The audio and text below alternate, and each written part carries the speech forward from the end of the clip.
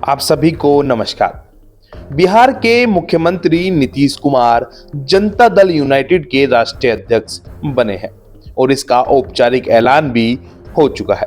Party की राष्ट्रीय कार्यकारिणी की बैठक में ललन सिंह का इस्तीफा हुआ और फिर नीतीश कुमार राष्ट्रीय अध्यक्ष चुने गए।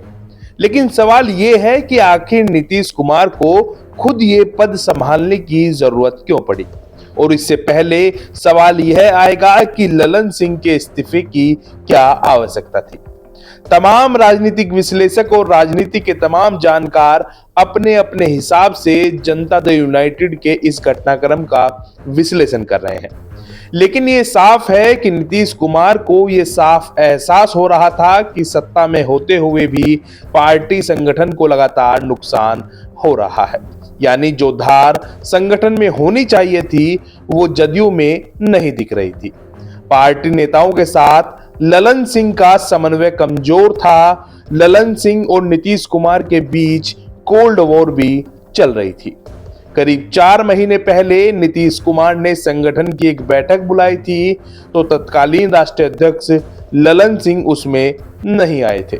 इसके बाद राष्ट्रीय अध्यक्ष ललन सिंह और भवन निर्माण मंत्री अशोक चौधरी के बीच जमकर नोकझोंक भी हुई थी और ये मामला खूब हाईलाइट हुआ था।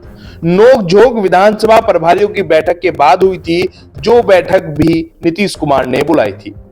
पार्टी के वरिष्ठ नेता केसी त्यागी से भी ललन सिंह के रिश्ते अच्छे नहीं बताए जाते थे और जदयू के ज्यादातर सांसद, विधायक और वरिष्ठ नेता भी ललन सिंह को राष्ट्रीय अध्यक्ष पद पर बनाए रखने के पक्ष में बिल्कुल नहीं थे और ये सब बातें खुले तौर पर नीतीश कुमार तक पहुंच रही थी।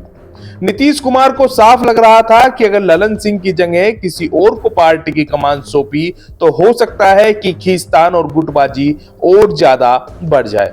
अगर ऐसा हुआ तो आगामी लोकसभा चुनाव में भारी नुकसान उठाना पड़ सकता है।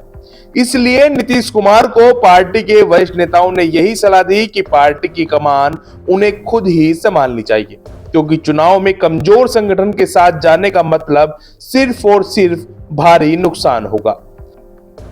लेकिन सवाल यह है कि पूर्व राष्ट्रीय अध्यक्ष ललन सिंह कोई बड़ा फैसला तो नहीं लेने वाले हैं। खैर, चुनावी बेला आने वाली है तो इस तरह के घटनाक्रम तो किसी न किसी पार्टी में चलते रहेंगे ही। कोई जाएगा तो कहीं कोई आएगा। खैर, नीतीश कुमार की चुनौती बढ़ गई है कि संगठन में ऐसा काम किया जाए कि लोकसभा चुनाव के रिजल्ट अपने आप बयां करे। लेकिन ये चुनौती है और चुनौती अगर आसान होगी तो उसे चुनौती कौन और क्यों कहेगा।